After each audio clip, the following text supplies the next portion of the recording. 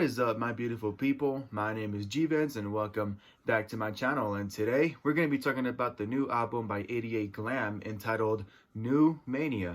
And that is an obvious wrestling related album cover, but I will not say that because the last time some artist had a freaking wrestling inspired album cover, some fuckboy in the goddamn comment section got mad at me because apparently that's not what the album is about. So I'll keep my mouth shut this time. This is the second mixtape by 88 Glam, which comes to us about a year since their first studio album entitled 88 Glam 2 came out back in 2018, and that one was a very weird one. I still don't know what to think about it. I'm gonna be honest, these guys are a very weird and sort of unique rap duo that we have in the game right now, and it's mostly because they deal with a lot of like the trap and R&B vibes and then add like this weird psychedelic sound to it. It's obviously a very unique way of going about the R&B and trap vibe in the music industry, but it can be very weird for people who don't like to see change. I was gonna start off this review by saying that the EXO record label has been on a fucking roll this year, and for the most part that is true. I mean, back in March we got The Weeknd's fourth studio album After Hours. I think everybody fucking lost their shit when that album came out, including myself. That album was just really fucking perfect in my opinion. And then a month later, Black Atlas came out with his second studio album entitled Dream Awake. A very unique sound in the R&B scene, an album filled with a lot of creepy atmospheres. And then just last month, we got Nav's third studio album, Good Intentions, and that one, in my opinion, was better than Bad Habits. And it just seems that overall, the EXO record label group has been on a fucking roll this entire year. And I was gonna say that now we have 88 Glam making a comeback with their new project, only this time this album isn't under the EXO record label. In fact, 88 Glam are no longer a part of the EXO record label. They're now starting this new chapter where they're completely independent and are no longer going to be a part of the EXO record label. Now, obviously, for those 88 Glam fans, this was not the project you were expecting. In fact, we were all expecting their upcoming second studio album entitled Closer to Heaven, Far From God, which I guess got delayed. And so now to sort of, I guess, hype up and make up for the fact that that second studio album isn't going to come out just yet, they have now brought this new mixtape, which I have a little bit of mixed feelings about. Like I said before, 88 Glam is a very strange and unique duo that we have in the game right now, and it's because they add a psychedelic sound to the trap and R&B scene right now in the music industry. And like I said, that can be a good thing for those who want to hear something different. It could be a bad thing for those who don't like weird shit. And if you're like me, you like a lot of weird shit. And for the most part, 88 Glam hasn't like disappointed me yet for the past few projects. And this album, although I did fairly enjoy it, I don't think it's their best album that they've made. Now, I do think this album has a lot of its catchy moments and a lot of its memorable moments as well, and has everything to do with the unique production value that they always have in their projects, and 88 Glam's signature style that always gets you hooked right in every time they make a new project. Now, admittedly, for the most part, the production value isn't anything special because it does have a lot of its generic moments, unfortunately, but I do think the production value does shine on its own when it has a little bit of that acoustic guitar and that sort of like a classic psychedelic rock style to it. I just really love how very experimental they went with some of the production value for some of the tracks on this album. I also really love how well 88 Glam like worked together on this album.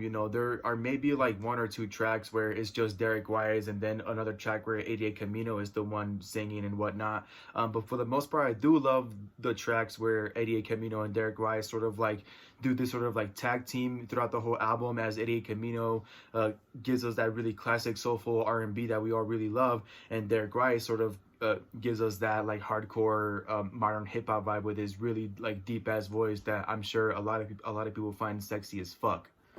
I also really love how there's only one feature on this album with the rapper Young Bane. I've never heard of him before, but he shows up on a song entitled Brand New, and admittedly that one isn't my favorite track. I do think it's a bit catchy, but it is a bit forgettable because I already low-key forgot what that song was about. But besides that one feature with Young Bane, 88 Glam do shine on their own, for the most part, throughout the rest of the album with no features. And it's very rare for an artist and know, a duo, you know, that is, to be able to shine on their own without any other features. And you know, for the most part, they really did hold their own, so I do appreciate that. However, my complaint about this album is that it sounds really repetitive sometimes, and it's mostly because a lot of the tracks and a lot of the beats sound alike to each other. And you know, I ended up getting really bored, you know, halfway through the album. And then I think like during the final few tracks, it got a bit more like exciting for me again. And it's kind of unfortunate because I did really enjoy a lot of their like past few projects, and this album just feels like it's kind of like all over the place. And it just kind of feels like a really like big throwaway album because their second studio album got, you know, pushed back for reasons that I don't know about. Sure, you have catchy songs like Gucci Snake and Blues Clues and Dance For Me that I'm sure a lot of people will love because they're really catchy, they're really fun to listen to, and you know, they're really easy to remember. But I feel that those specific songs are, you know, the type of songs that nobody is going to remember a few months from now, because although I do think those are really good songs and part of the reason of why I did enjoy this album, I just feel that, you know, they're the kind of songs that people tend to forget after another like good and catchy song that comes up on the radio, you know, comes along, and people, you know, start to think about that one more than, you know, these other songs that could have been a lot more better in my opinion. And the other tracks on this album that I genuinely didn't like are mostly because 88 Glam didn't do as good as I know they can. You know, they have their moments where their lyricism is a bit laughable and cheesy and corny, and it was like really sad for me to see because I know that their lyricism can be really fucking great because of their past projects that I've heard from them. And it just seems that in a lot of these songs, their flow just stayed the same, and it didn't like, you know, change or, you know, switch it up to make it a bit more interesting. And that's the reason why I got a bit bored halfway through, especially because most of the songs that I didn't like on this album were like back to back to back, and you know, it just sounded like the same shit over and over again. And you know, I really wanted to enjoy most of the songs on this album, but you know, I just couldn't find myself to enjoy them when I felt that I was hearing, you know, the same song over and over again. However, my absolute favorite tracks on this album are the ones where 88 Glam get a bit emotional, a bit open, a bit vulnerable, especially on the track entitled One Call Away. You know, that song had me replaying that shit 3 fucking times because it's that fucking good. You know, that song had me reaching down deep into emotions that I didn't even know I fucking had. You know, that song just in general, you know, with how slow it is and how hypnotic and, you know, how creepy it is, you know, it just had me fighting some personal demons that I was hoping had already left my fucking mind a long time ago. Overall, even though I don't think this project is their best album that they've dropped so far, I do think it is a fairly decent album to listen to. It is mixtape worthy, and you know, it just overall gets me excited to just hear their upcoming second studio album, which I'm hoping will come out soon. So I do recommend this album to all the 88 Glam fans and to anybody who is a big trap and R&B fan and want to hear a sort of weird psychedelic sound to it. You know, I promise you, I know it's very weird and it's very strange, but I promise you it is something that you will love because it's fucking different, and I promise it is something you have never heard before. Thank you guys so much for watching. I hope you guys enjoyed my review. Just a friendly reminder, I am doing a Q&A with the boys soon, so please leave any questions in the comment section down below, and me and the boys will answer them as best as we can.